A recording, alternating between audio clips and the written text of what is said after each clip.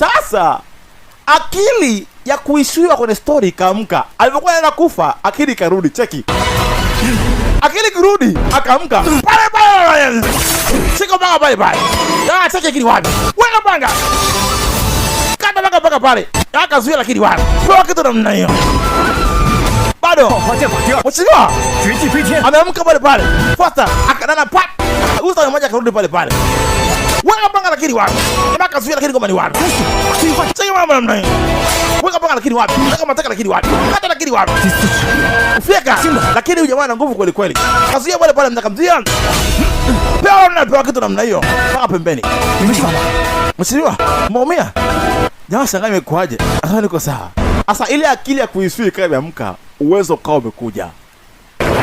Jamaa kaona hii itakuwa ilikuwa ni kumbukumbu ya huyu mwenye huu mwili. Kumbukumbu yake, misuli yake inajua kupambana kumbe.